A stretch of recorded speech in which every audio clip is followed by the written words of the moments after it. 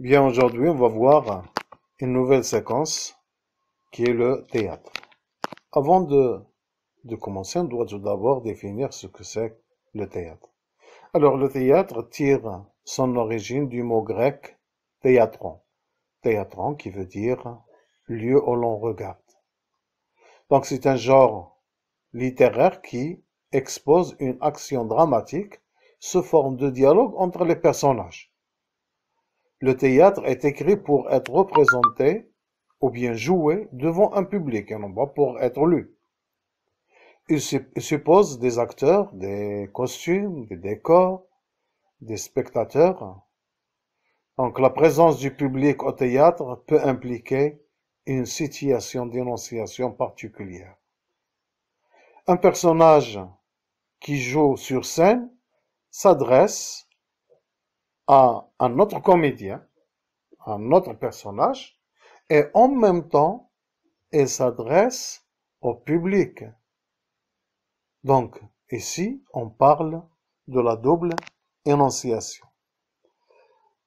Par exemple, on a un comédien sur scène qui prononce son discours et en s'adressant à un autre personnage, à un autre comédien. Et en même temps, ce personnage, ou bien ce comédien, s'adresse au public qui écoute et qui suit les événements de la scène. Donc ici, on a un seul émetteur qui s'adresse à deux récepteurs. Donc on a ici une double énonciation. Cet art dramatique, qui est bien sûr un ensemble d'activités théâtrales, regroupe le discours, les gestes, les sons, la musique et la scénographie.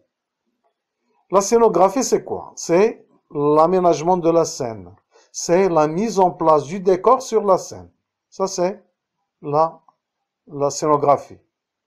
Ce sont des scénographes qui se chargent de l'aménagement de la scène. Alors, ceux qui écrivent des ouvrages dramatiques, les écrivains des pièces de théâtre, on les appelle les dramaturges. Un dramaturge, c'est l'écrivain des pièces de théâtre. Ou bien on les appelle les écrivains de drame ou de théâtre dramatique. Au théâtre, on a plusieurs genres théâtraux. Premier genre, on a la tragédie. La tragédie, c'est une pièce de théâtre qui met en scène des personnages de rang élevé et dont le dénouement de l'intrigue se termine toujours par la mort d'un ou de plusieurs personnages. Donc la fin d'une tragédie est toujours triste et malheureuse. La comédie. La comédie, c'est une pièce de théâtre qui a pour but de divertir et de faire rire le public. Le drame. Ce genre théâtral comporte des pièces dont l'action est généralement tragique, pathétique et touchante, qui touchent les sentiments du public, qui suscitent une émotion intense, comme la douleur, la pitié, l'horreur, la terreur. Et une pièce dramatique est accompagnée toujours d'éléments réalistes, familiers et parfois comiques. On a le théâtre de boulevard. Le théâtre de boulevard, c'est un théâtre qui s'exécutait dans la rue. Alors au XIXe siècle, on jouait des pièces de théâtre au boulevard du Temple à Paris. D'où on a son appellation, théâtre de boulevard. Il se caractérisait par la présentation des comédies, d'intrigues et de vaudeville. De vaudeville. Alors, le théâtre de vaudeville, c'est une sorte de comédie légère. Les comédies légères construites sur des malentendus ou bien des quiproquos. Le quiproquo, c'est le fait de dire une chose, alors l'autre qui écoute ton interlocuteur comprend le contraire, ce qui complique, bien sûr, l'intrigue. Le drame bourgeois.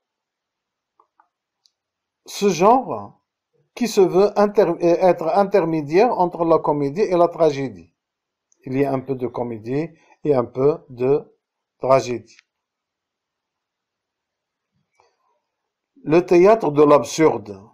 Alors, ce théâtre, ce genre est apparu au XXe siècle, après la Première Guerre mondiale.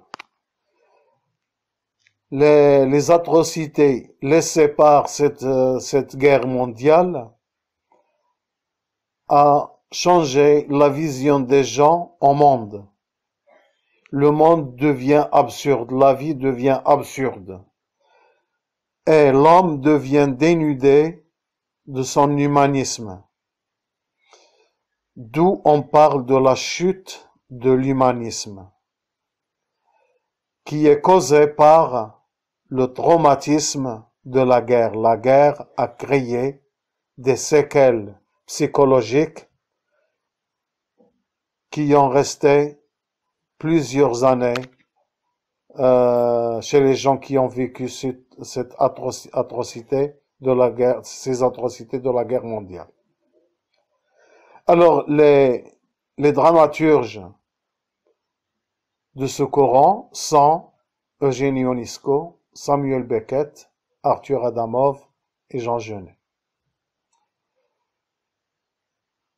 Enfin, on a le mélodrame. Le mélodrame, on a mélodie, musique et le drame.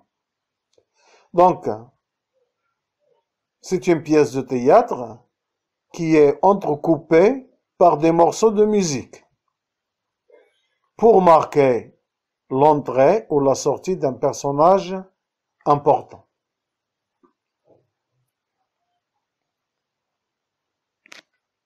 Deuxième point, les composants d'une pièce de théâtre. De quoi se compose une pièce de théâtre? Un texte théâtral, qui se trouve dans un texte théâtral.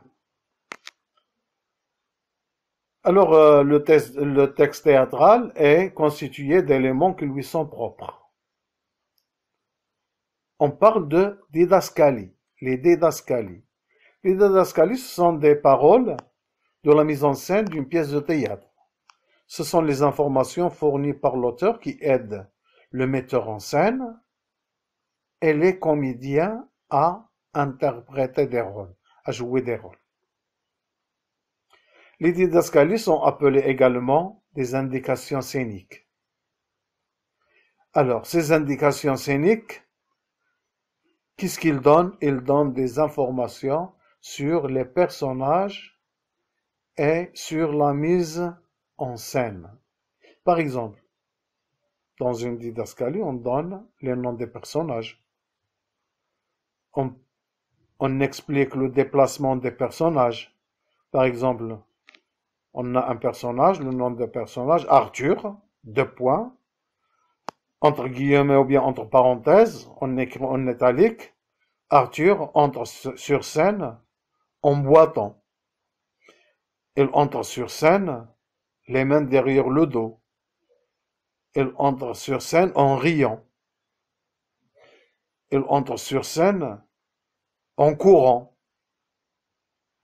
etc. On a les descriptions des décors et du lieu.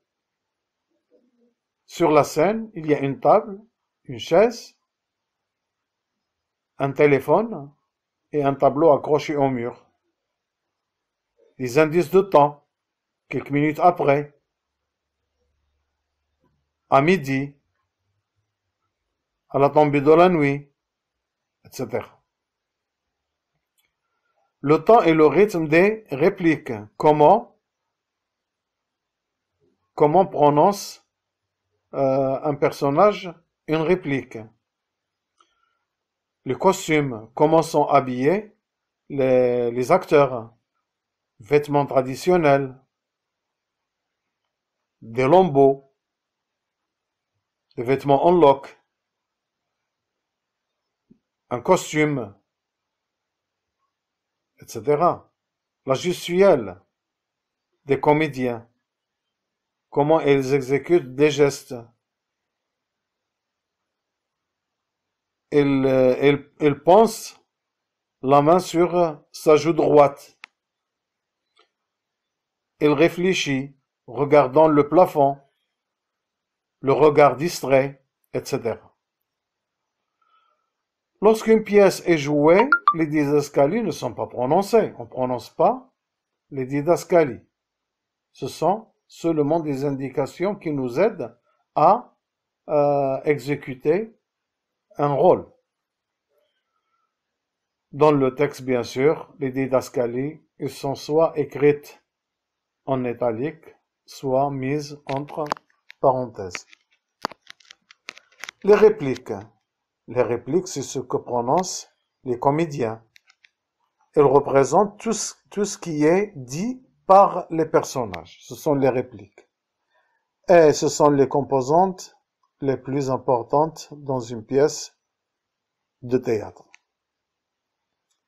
Le dialogue, c'est une série de plusieurs répliques que les personnages échangent entre eux. Le monologue. Le monologue, c'est une longue réplique dite par un seul personnage. Alors, le personnage s'adresse directement au public ou bien il s'adresse à lui-même. L'aparté. L'aparté, c'est un discours prononcé par un personnage ou bien par un comédien, mais qui ne s'adresse pas à un autre personnage, à son ami sur scène, mais il s'adresse au public. Alors, l'aparté est souvent employé pour faire connaître au public les pensées et les idées d'un personnage. Et le comédien est censé prononcer l'aparté à voix basse de façon à ce que le public l'entende.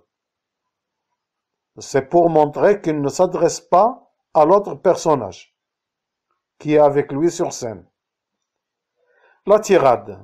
La tirade, c'est une longue réplique dite par un seul personnage.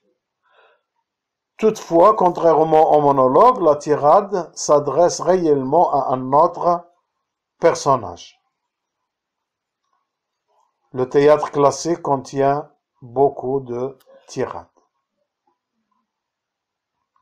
Très bien, on s'arrête ici. Donc, vous allez soit imprimer cette leçon et vous la collez au cahier de cours, ou bien vous la copiez littéralement dans le cahier de cours. Très bien, et au revoir.